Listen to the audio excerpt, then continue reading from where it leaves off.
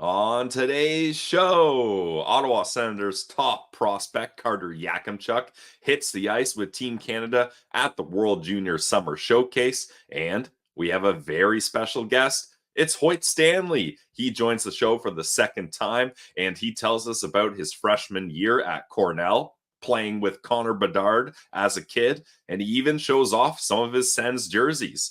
This is Locked On Sens. Here we go. I'm Jake Sanderson. I'm Tim Stützle, and you're listening to the Locked On Senators podcast. You're Locked On Senators, your daily podcast on the Ottawa Senators. Part of the Locked On Podcast Network, your team every day. Welcome. You are listening to the Locked On Senators podcast, the only daily podcast covering the Sens. I'm Brandon Pillar, up in the Blue Mountains, and Ross Levitan is cruising around Alaska. Gotta tell you, today's episode is brought to you by FanDuel. Make every moment more. This summer, FanDuel is hooking up all customers with a booster bonus daily. That's right. There's something for everyone every day, all summer long. Visit FanDuel.com to get started. You can follow the show on Twitter at Sens Central, Instagram, lockedon.senators, and the show is free and available wherever you get your podcasts, including on YouTube. Today is August 5th, and let's talk about Carter Yakemchuk. It's always exciting when the Ottawa Senators have a top prospect that's going to be playing in the World Juniors, but even more when it's a top prospect that is going to be playing for Team Canada, and the World Juniors will be held in the nation's capital in Ottawa this year. So excited for that. So to get excited about that, the summer showcase is happening in Plymouth, Michigan. Team Canada was up against Team USA, and unfortunately, Team USA got the win in a shootout, a 5-4 win in the shootout. But this was an interesting game for Ottawa Senators fans because Carter Yakemchuk had a decent role as he was paired with Noah Chadwick, and he was on the second power play unit. So you'll love to see that for an offensive defenseman. This was a game that went all the way to shootout, so they had plenty of ice time. Just looking at if they have Yakemchuk's ice time stats on the Team Canada website. I don't think so. But I was able to watch his shift-by-shift play, courtesy of our good friend Eric, putting that out on YouTube. If you haven't checked it out already, go check it out. And Yakemchuk, to me at least, he looked a lot better defensively than offensively. It didn't really seem like he was able to get things clicking on the power play. A couple outlet passes that didn't really hit. And I thought defensively, like he was boxing out in front of the net really well, showing that size, that physicality. And if you've watched Carter Yakemchuk highlights, you know he can throw some hits. He had a couple hits mixed in there as well. Now, when you're watching Carter Yakemchuk, you know the hits, you know the physicality, you know he's got some offense to his game, but you also know that the skating still needs a little bit of work, and that was apparent watching the highlights here as he slipped up a couple times, and he did get burned pretty badly by Zimmer, and that led to a breakaway. I don't think there was a goal in that breakaway, though, so that was good at least, but overall, I mean, this is just a showcase game, nothing too crazy, but it was good to see that Yakemchuk is the second pairing right shot defenseman and that he was given a chance on the second power play unit, as it looked like the first power play unit for Team Canada. It was Zane Parekh that was the defenseman that was leading that power play unit. So Yakemchuk was on the second unit, and I think it'll be interesting to continue to watch how he progresses here. Hopefully things continue to go even better, more improvement, especially when it comes to the skating. But nonetheless, great to see Carter Yakemchuk out on the ice. It's been a while since the Ottawa Senators have had kind of a top prospect guy that had a chance to play with Team Canada. So you'll love to see that. From the Ottawa Senators' first selection in the 2024 draft, 7th overall, Carter Yakemchuk, why don't we throw it to our interview with the Ottawa Senators' first selection in the 2023 NHL draft, 108th overall, Hoyt Stanley. You guys know we had interviewed Hoyt Stanley last year in person at Dev Camp. Very unusual for us to interview someone in person before interviewing them through StreamYard online here. So that was fun to be able to have that rapport with them. And Hoyt Stanley, great guy, as you guys are going to see through this 18-minute interview. He had a lot of good stories for us.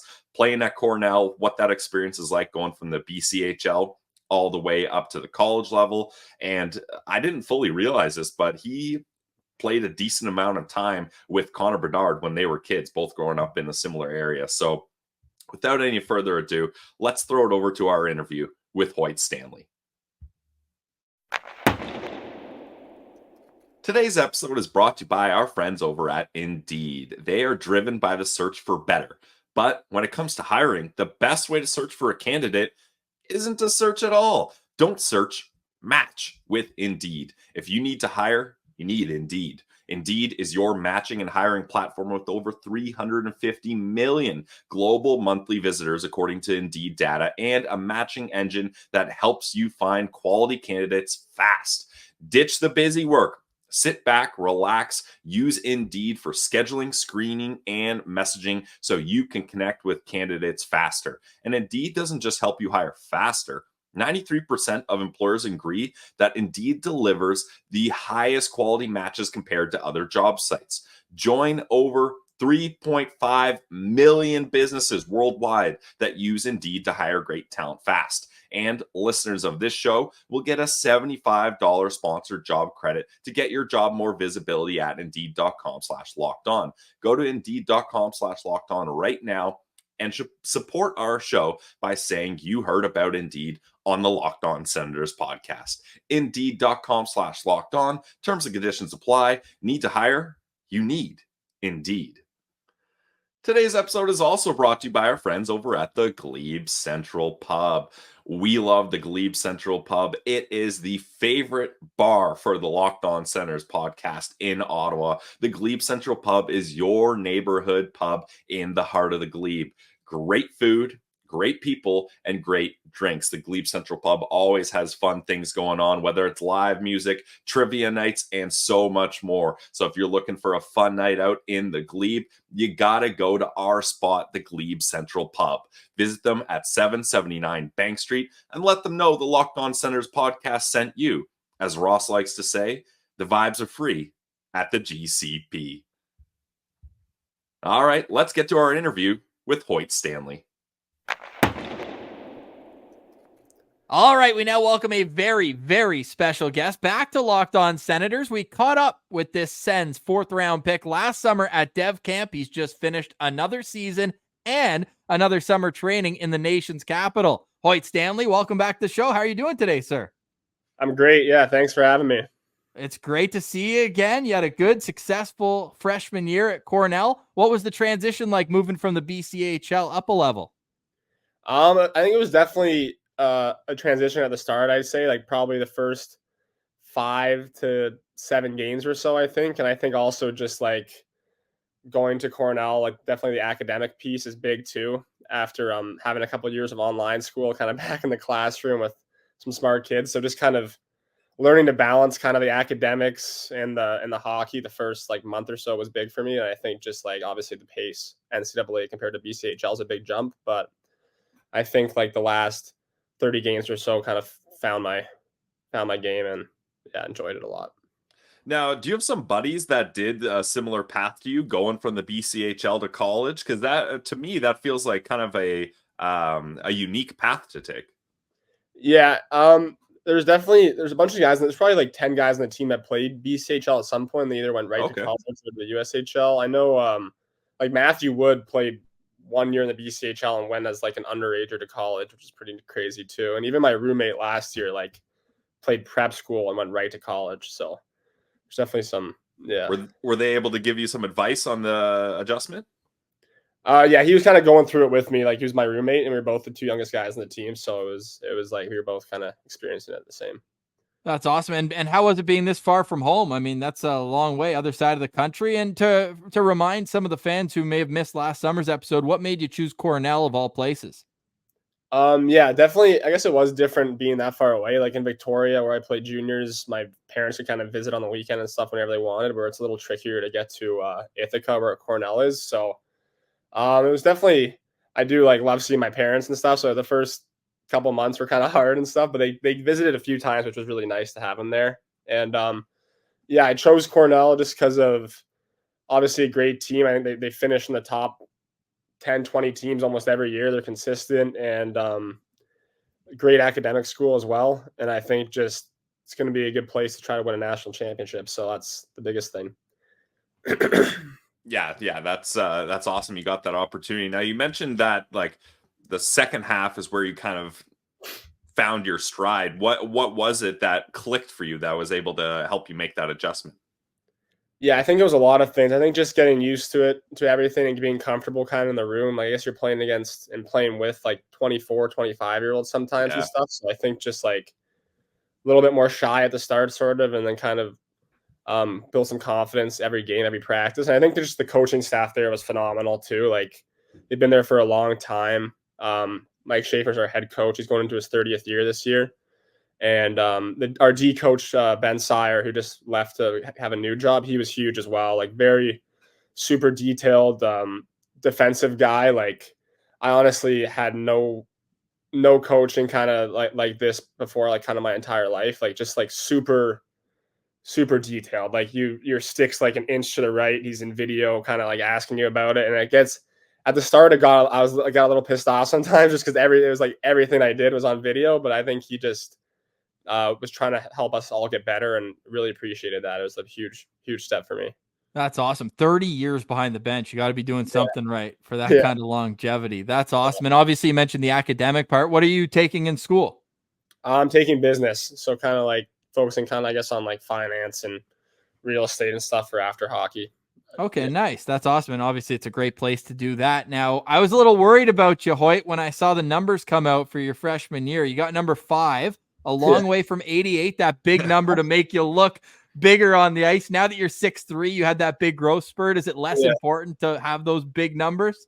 Yeah, I think so. I think now I'm big enough sort of to just, it's fine to go to single digits. I think we only go like 1 to 32. So, and 88's a little bit, I don't know. I don't know if I can wear that in college, like wearing the Patty Kane's number out there. So I think 5's a little more modest and just kind of do my job out there instead of, Well, I was setting up saying that you are 6'3", you're a solid sized defenseman, but then you go to Sens Dev Camp and you're one of the smallest guys out there. What was it like being one of just a host of towers on the back end?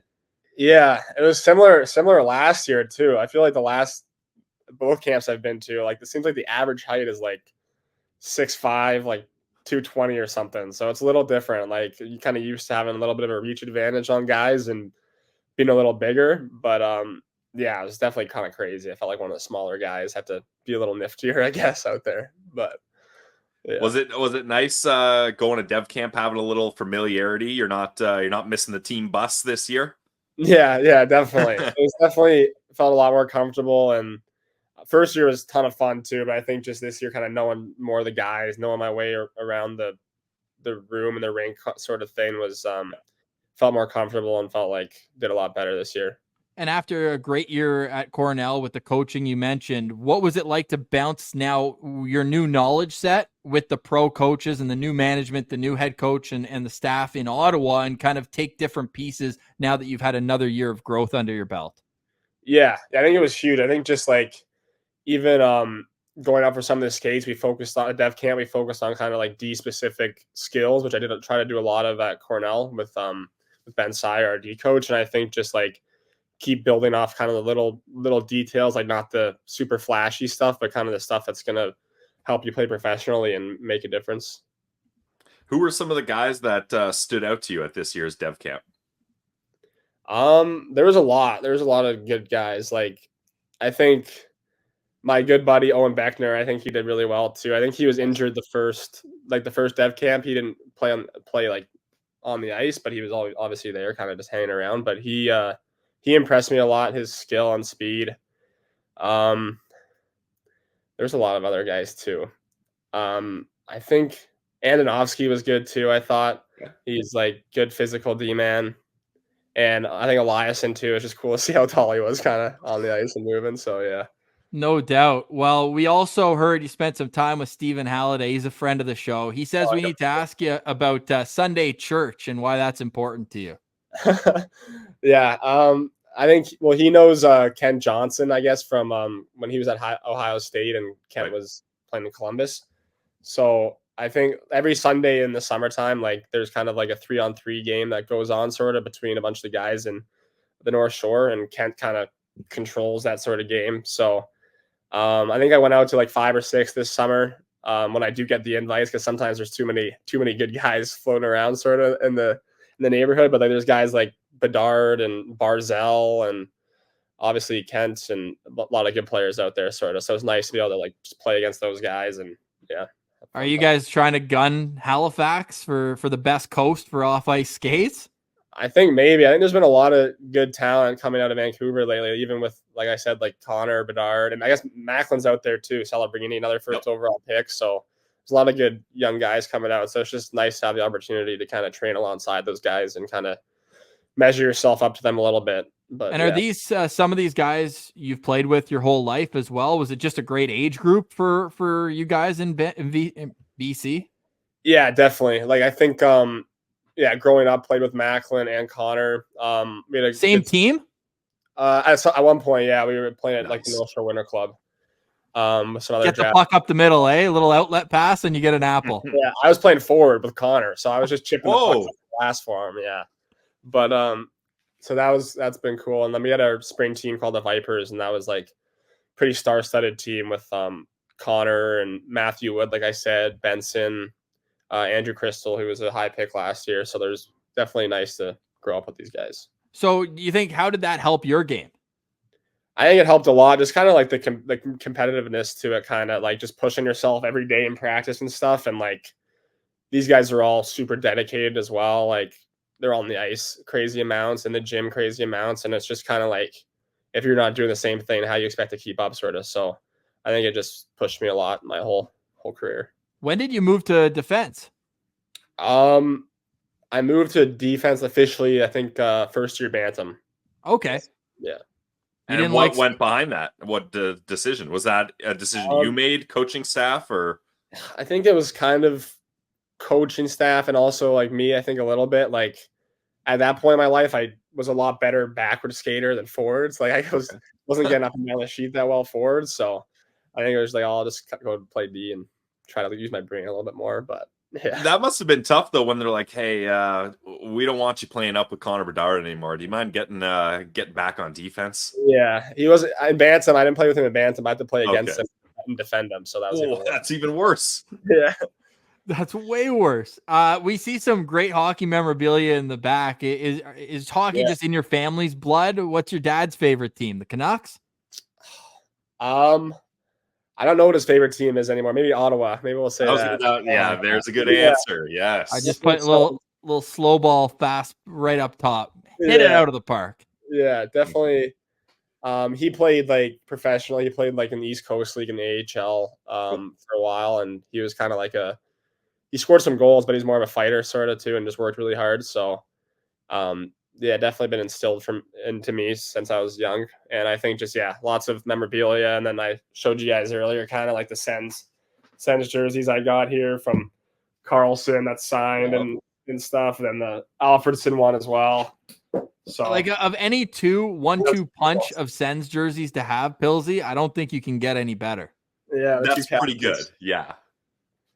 So what's the story behind getting those? I know we saw last year when you were drafted, the photo came out of you meeting Erik Karlsson. I know you've got a family friend who was able to connect you there. Are the Sens jerseys kind of an extension of that, or was it just you like the jersey, the logo? What was it? Yeah, I think just the logo was cool. Obviously, Karlsson was a stud and still is a stud.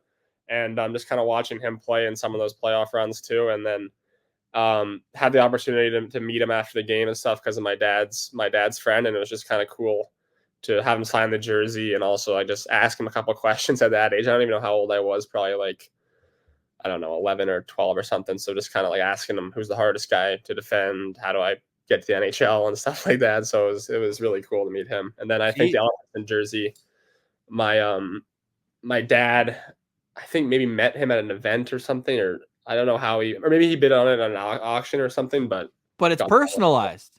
Yeah, it is. It says to Hoyt on it. So that was really cool Nice. from 2016. Yeah. That's awesome. Hey, let's do an old interview trick now, Pilsy. Let's ask Hoyt the best question yet. Hey, Hoyt, who are the toughest guys to defend? Toughest guys to defend? Well, if that was a good enough question for you to ask Carl, I want to put it right back to you. Yeah. Nice. Well, I think probably Connor Bedard, obviously. Like, so how do you try to defend him? Well, I'm like, I've known him since I was like 5, and we've been like really good friends ever since. So I think on the ice with him a ton. So I got a little bit of experience. I know some of his moves. So I think with him, once you get him a couple times, get him a little frustrated, then you got it. You just got to bear down on those first 2 or 3 reps, and then I think you got him. So that's what I try to do. But obviously, easier said than done. Like he's got the best of me a lot too. I can already picture our tweet in 2027. We've got Hoyt the Bedard Stopper Stanley on the back end. It's our secret weapon, man. What are you looking for? The Sens struggle against Chicago, so we need a Bedard stopper. We do. Definitely. Easier said than done, though. We know that, Hoyt. Hey, just a couple more for you. What are you working for the rest of the summer? What's the plan? And how are you going to get ready for your sophomore season at Cornell? Yeah, like I said, I guess I'm flying out tomorrow morning to go back to campus, and we're going to Europe actually for 2 weeks. We're playing some pro teams and stuff at our team, so it'll be really fun to do that. And what pro teams are you playing? I think like HC, Sparta, Praha. There's a bunch of like Czech teams. We're going to Prague. That's Schlapik's team. Oh, cool. Okay. Yeah. Nice. So you're going to Czechia. Maybe not the teams necessarily if you don't remember, but what's the route in Europe that you guys are traveling? Yeah, we're going to Prague, then Vienna, and then somewhere in Slovakia, I think. That's as well. Awesome. It'll be a fun trip, yeah. And obviously playing some games, which will be nice. And I think you should have just stayed in Italy and then met them in Czech. Yeah, I could have 2 more weeks of training under the belt, so getting ready for that. And I think that will be good just to be with all the guys. Our team is pretty disciplined team. Everyone works super hard, so to be just around those guys again, like in the shooting room and on the ice in the gym working hard. So really excited to see those guys again. Hey, speaking of playing on the road, obviously going to Europe is a pretty awesome experience as a college hockey player. Not a lot of that, you don't hear that often. But I wanted to ask you, your first year in college, what was your favorite road experience? I'm looking at your game log here. I think I know what you're going to answer, but we'll see. It's too bad you didn't get to go to Nodak. Ross and I visited North Dakota's arena, and it's pretty cool there. But I'm interested to hear your answer. Yeah, I'm pretty sure we play North Dakota our first series coming up at Cornell. It'll be sweet. But I think road wise, obviously I nowhere's better than playing at Lino, our rink, like 5,000 sold out every night. Like really traditional arena, which is insane. But Nice. On the road, I don't know if this counts, but probably we played at MSG this year, and that was just ridiculous. Whoa. Yeah, like, well, I don't know if that's a road game. It's like a neutral site. We played BU there, and that was like, it's like 12,000 just Cornell fans in the building, and it was like they're playing on the Jumbotron before the game, like Muhammad Ali fighting there, and the musicians that perform there, and the anthem's going, and I'm just like gearing up, like nervous, but it was like super exciting game. So well, you went with a different NHL rink than I thought you were going to say. I thought you were going to say ASU for sure. I feel like that's the ultimate place to go play as a college kid. ASU is sweet too, actually. Yeah, that's for a team we did play their rink. Yeah. Nice. What was the message from the Sens staff after development camp? What do they want to see from you year over year in improvement? Yeah, I think just like they said to me at the end of the camp, sort of just like keep working as hard as possible, sort of, and just keep rounding out your game. Like I think I've done a lot better job the past year of kind of being more well-rounded, and I think just continuing to obviously be in the gym, getting stronger, getting faster, and that's kind of the two main things, and just kind of getting more game experience too at school. And I think just keep kind of assessing year after year where I'm at, and then see what happens there. So yeah. Nice. Love it, man. Final question for me has there been a lot of turnover with the Cornell team this year? What are things looking like roster wise for you guys? Roster wise, it's looking really good. Like really excited. Like I said, it's our coach's 30th year and actually his final year. He's retired this year. Team of destiny. Yes, And exactly. that's what I've been saying all summer. So I think our group's super excited. Like we lost in the round of 8 last year to Denver, who ended up winning the national championship. And obviously I'm biased, but I thought we should have beat those guys. It was kind of like if we play them in a series, I think we take it. So that was kind of heartbreaking to see them end up winning, knowing that it could have been us. But we're losing one of our backup goalies, and we're losing one of our top fours. But that's it. We're only losing 2 guys. Okay. So like our team is like we got 26 guys coming back, and everyone just wants to win a national championship. That's the only thing. Like no one cares about how many goals they score, how many assists they get, how many whatever contracts they sign. It's just national championship, and that's it. That's everyone's mindset. So it's going to be really exciting. Well, you got us fired up. I'm ready to run through a wall for Cornell. We're rooting for you. Yeah, thank you. That's awesome. We're looking forward to checking in with you down the road again. Thanks for doing this, Hoyt. Have a great rest of your summer, and natty or bust next season Yes, for sir. Cornell. Awesome. Talk to you soon. Thanks again for doing this. Yeah, thank you guys. All right. Thanks to Hoyt Stanley for joining us. We love having all Sens prospects on the show, especially recurring guests. So another great interview by our friend Hoyt Stanley there. And this episode is also brought to you by our friends over at FanDuel. You guys know FanDuel is the official online sportsbook of the Locked On Podcast Network. And I love sports. I love them so much. I don't want them to stop. But the playoffs in NHL and NBA are over, and we want more sports. But FanDuel lets me keep the sports going whenever I want. All I got to do is open up the app and dream up bets whenever I'm in the mood. And this summer, FanDuel is hooking up all customers with the booster bonus daily. That's right. There's something for everyone every single day, all summer long. So make sure you go to FanDuel, get all your baseball bets in daily, get your futures in, guys. It's future season, not only for NHL, NBA, but also NFL is right around the corner. You want to make sure you got your bets ready when that season rolls around. So head over to FanDuel.com/lockedon and start making the most out of your summer. FanDuel, official sports betting partner of Major League Baseball.